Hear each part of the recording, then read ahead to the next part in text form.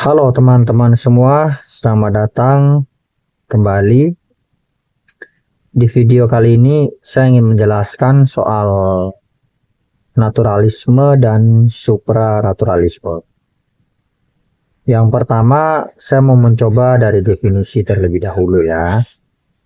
Naturalisme adalah paham yang menganggap bahwa alam semesta yang kita diami saat ini adalah satu-satunya yang sejauh ini dapat kita katakan ada, baik secara empiris maupun secara subjektif ataupun secara konstruktif. Sedangkan supranaturalisme adalah klaim ataupun paham bahwa ada sesuatu yang bukan bagian dari alam ini.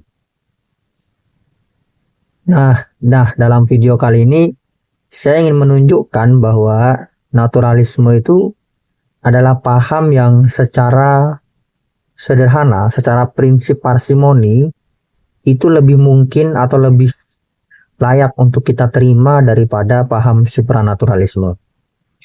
Tapi sebelum itu, saya akan jelaskan terlebih dahulu apa itu prinsip parsimoni. Jadi begini, bayangkan suatu hari kamu lagi tidur malam gitu. Terus terbangun di pagi hari dan menemukan kenyataan bahwa halaman di belakang rumahmu itu rusak. Terus ada dua orang pembantu yang ngasih tahu informasi ke kamu. Pembantu pertama bilang tadi malam terjadi hujan badai yang lebat yang mengakibatkan taman di belakang rumah itu rusak. Sedangkan pembantu yang kedua ini mengatakan tadi malam ada UFO yang mendarat di halaman belakang rumah. Makanya halaman belakang rumahmu itu tamannya rusak. Nah, kira-kira di antara dua penjelasan pembantu ini, penjelasan pembantu mana yang akan kita terima sebagai benar? Tentu jawabannya adalah pembantu yang pertama. Kenapa? Karena penjelasan pembantu yang pertama itu jauh lebih bisa dibuktikan, jauh lebih sederhana, jauh lebih bisa kita alami dalam kehidupan sehari-hari dibandingkan penjelasan dari pembantu yang kedua. Ya. Nah, itulah yang disebut dengan yang namanya prinsip parsimoni atau prinsip kesederhanaan. Suatu penjelasan yang lebih sederhana itu lebih layak kita terima sebagai benar daripada pertanyaan yang kompleks. Daripada penjelasan yang kompleks. Karena penjelasan yang kompleks kadang menimbulkan pertanyaan-pertanyaan baru yang justru lebih tidak dapat terjawab gitu.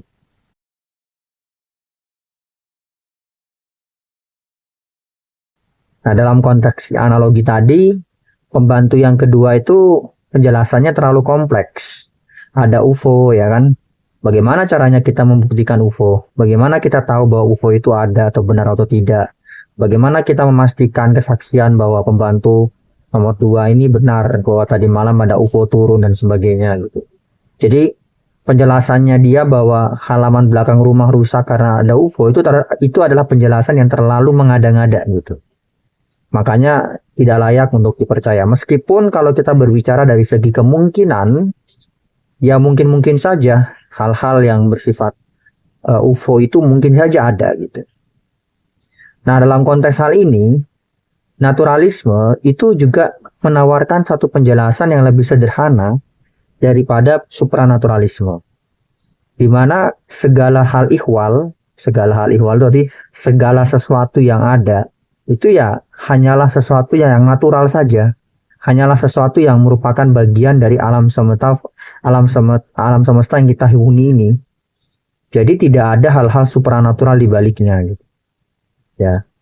Kenapa? Karena kalau kita mengasumsikan adanya hal-hal supranatural yang ada di balik alam ini, itu justru akan menimbulkan pertanyaan-pertanyaan lanjutan yang lebih kompleks daripada sekedar menerima alam ini sebagai suatu fakta kasar. Ya. Dan karena itu lebih layak untuk dipercaya naturalisme daripada supranaturalisme. Meskipun kalau kita ngomong dari segi kemungkinan ya mungkin saja supranaturalisme itu benar. Mungkin saja hal-hal yang supranatural itu ada.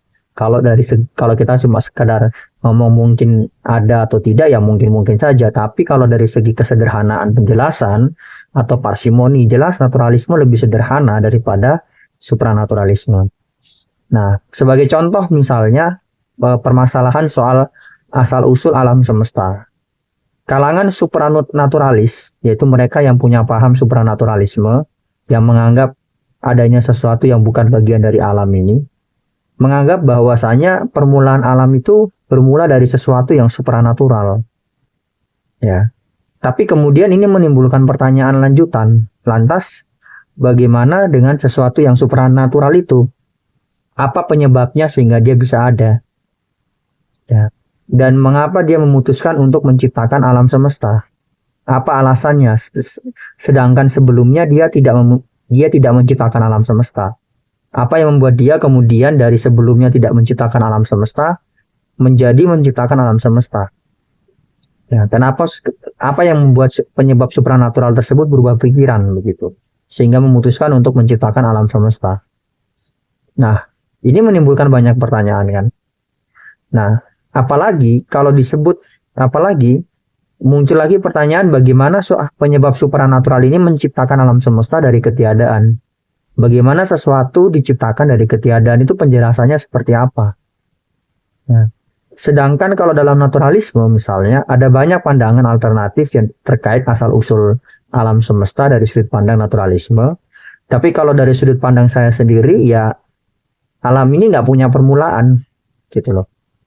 Dengan mengatakan bahwa alam ini tidak punya permulaan, saya terhindar dari berbagai macam kesulitan-kesulitan filosofis ataupun saintifik gitu loh terkait asal-usul alam semesta ini.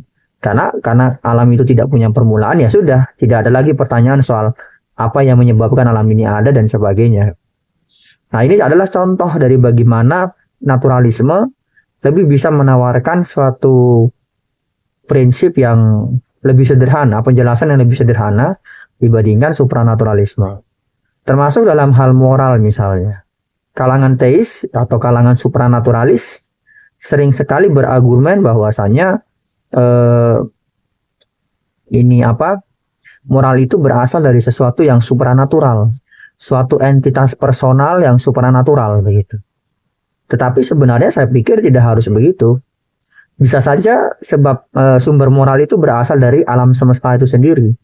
Jadi selain di alam ini terdapat hukum-hukum alam seperti gravitasi dan sebagainya, di alam ini juga terdapat hukum-hukum moral gitu, yang menjadi sumber dari moralitas kita. Dan alam semesta kita tidak memiliki permulaan, dia selalu ada, dia kekal, dia abadi. Dan karena dia kekal, dia abadi, maka hukum-hukum moral yang ada di alam ini juga sebagai sesuatu yang kekal atau sesuatu yang abadi gitu. Kalau dikatakan bahwa sumber moral itu tidak bisa berasal kecuali dari sesuatu yang personal, maka saya bisa katakan bahwa alam ini adalah sesuatu yang personal begitu. Jadi saya tidak perlu mengasumsikan adanya sesuatu yang supranatural, yang personal, supranatural sebagai sumber moral. Saya bisa tinggal mengatakan begitu. Saya bisa tinggal mengatakan bahwasanya ya alam itu sendiri adalah sesuatu yang personal begitu, sesuatu yang punya kesadaran, punya kehendak. Kan gitu aja. Jadi logika apapun yang digunakan oleh kalangan supranaturalis itu dapat dibalikkan untuk mendukung naturalisme. Dan bahkan lebih sederhana naturalisme dibandingkan supranaturalisme.